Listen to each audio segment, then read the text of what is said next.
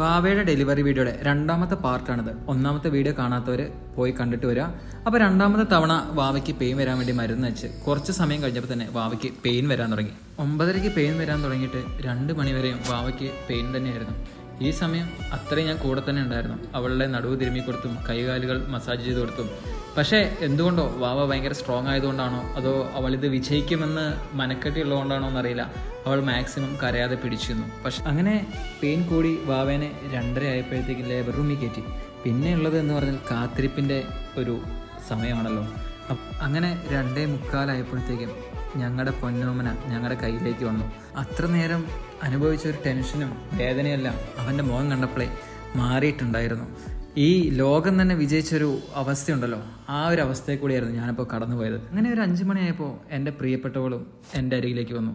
എന്തോ വിജയിച്ചൊരു തിളക്കം അവളുടെ കണ്ണിൽ കാണാൻ സാധിക്കുന്നുണ്ടായിരുന്നു.